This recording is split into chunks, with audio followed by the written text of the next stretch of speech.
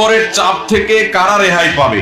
একটি বক্তব্যে শুনেছিলাম কবরের চাপ নাকি সবাইকেই দেওয়া হবে। ভাইরা আমার, কবরের আযাব, বিশেষ করে কবরের প্রথম চাপ, আযাবটা শুধুমাত্র পাপিষ্ঠদের জন্যই হবে, কিন্তু কবরের যে একটা চাপ থাকবে, কবর প্রথমেই একটা চাপ দিবে।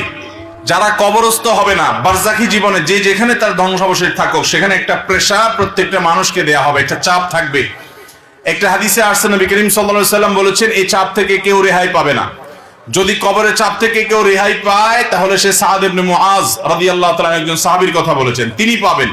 এছাড়া আর কেউ কবরের চাপ থেকে রেহাই পাবে না। তবে এটা আলমুল গায়েবের বিষয়, কেমন হবে সেটা একমাত্র আল্লাহ ভালো জানেন। এটা ঠিক, যারা ঈমানদার তাদের চাপটা হবে সহনীয়, যারা বেঈমান তাদের চাপটা হবে অসহনীয়। এই জন্যই কবরের এই জগৎটা সম্পর্কে সবচেয়ে বেশি ভয় পেতেন সাহাবায়ে কেরাম এবং খুদ রাসূল আকরাম সাল্লাল্লাহু আলাইহি সাল্লাম সাবধান করতেন। তিনি বলেছেন, কবর হলো আউয়ালু মানাজিলিল আখিরাহ, আখিরাতের প্রথম ধাপ। যে ব্যক্তি এই ধাপে পার পেয়ে যাবে, তারপরে সব ধাপগুলো সহজ হবে ইনশাআল্লাহ। অতএব ভাইরা আমার, কবরের এই চাপ থেকে আসলেই কেউই রেহাই পাবে না। এমনকি মুসলমানদেরকেও, ইমানদারদেরকেও চাপটা দেওয়া হবে, তবে তাদেরটা কাফের এবং পাপিষ্ঠদের চাইতে ভিন্নতর হবে, সহজতর হবে, কিন্তু হবে।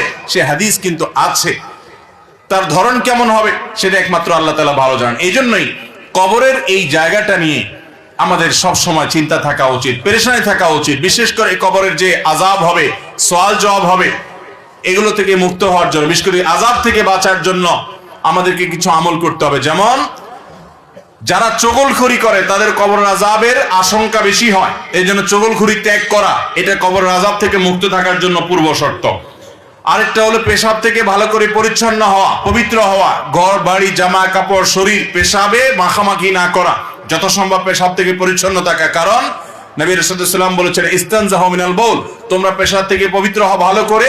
ফাইন্না আম্মাতা আযাবিল কবরি মিনহু, কারণ বেশিরভাগ কবরের আযাব পেশাবের কারণে হয়। এজন্য পেশাব থেকে পরিচ্ছন্ন হতে হবে। কবর আযাব থেকে মুক্ত থাকার জন্য, নাজাতের জন্য রাতে সূরা মুলক তেলাওয়াত করতে হবে। নবী সাল্লাল্লাহু আলাইহি ওয়াসাল্লাম বলেছেন, যারা রাতে শোয়ার আগে সূরা মুলক তেলাওয়াত করে, আল্লাহ তাআলা তাদেরকে কবরের ফিতনা থেকে বাঁচিয়ে রাখেন। ঠিক একই ভাবে কবর আযাব থেকে বাঁচার জন্য সাধারণত যে কোনো গুনাহ থেকে আমাদের বেঁচে থাকতে হবে। আল্লাহ তাআলা আমাদের সবাইকে সেই তৌফিক দান করুন। তাহলে ভাইরা আমার, কবরের যে চাপের কথা বলা হয়েছে, হাদিসের ভাষ্য মতো সেটা সকলকে দেওয়া হবে, এমনকি ইমানদাররাও সেটা থেকে রেহাই পাবে না। এই জন্যই সাহাবায়ে কেরাম অনেক ভয় পেতেন কবরের জগৎ নিয়ে। এইখানে নাজাত তো বাকি সবগুলো নাজাত। আল্লাহ আমাদের সবাইয়ের কবরের জগৎটাকে সহজ করুন এবং বারজাখী জীবনে আমাদেরকে আল্লাহ তাআলা সকল আযাব ফিতনা থেকে বাঁচিয়ে রাখুন।